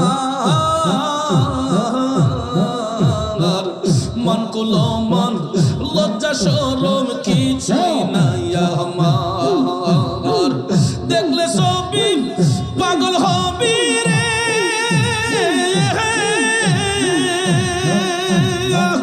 দেখলে সবই পাগল হবে কারো মানা শুনবে না তুই কারো মানা শুনবি না লুহা রে বানাইলো কাঞ্চা সোনা দয়াল পরশ মনি গো মুর্শিদ পরশ মনি গো লুহা রে বানাইলো কাঞ্চা সোনা মাশাআল্লাহ মারহাবা হৃদ কোমলে যখন ফুটবে ফুল মন বড় মরা জ্ঞান চূড়া তোর হইব রে কোল মুর্শিদ নামটি হৃদ কোমলে যখন ফুটবে ফুল মন বড় মরা জ্ঞান চূড়া তোর হইব রে কোল মাশাআল্লাহ মারহাবা দেখলে সবই পাগল হবে কারো মানা শুনবে না লুহা রে বানাইলো কাঞ্চা সোনা আমার দয়াল পরশ মনে গোলুহা রে বানাইলো কাঞ্চা সোনা মাশাআল্লাহ মারহাবা মারহাবা মাশাআল্লাহ মারহাবা মারহাবা মারহাবা মারহাবা সুবহানাল্লাহ ওয়ালহামদুলিল্লাহ লা ইলাহা ইল্লাল্লাহ সুবহানাল্লাহ ওয়ালহামদুলিল্লাহ লা ইলাহা ইল্লাল্লাহ লা ইলাহা ইল্লাল্লাহ লা ইলাহা ইল্লাল্লাহ লা ইলাহা ইল্লাল্লাহ লা ইলাহা ইল্লাল্লাহ বালাগাল উলা বিকামালিহি কাশাফত জাবি জামালিহি حسنت جميع خصاله صلوا عليه وآله حسبي ربي جل الله ما في قلبي غير الله حسبي ربي جل الله ما في قلبي غير الله نور محمد صلى الله لا إله إلا الله نور محمد صلى الله لا إله إلا الله الله الله الله الله لا إله إلا الله لا إله إلا الله بلغ العلا بكماله كشف الدجى بجماله حسنت جميع خصاله صلوا عليه وعلى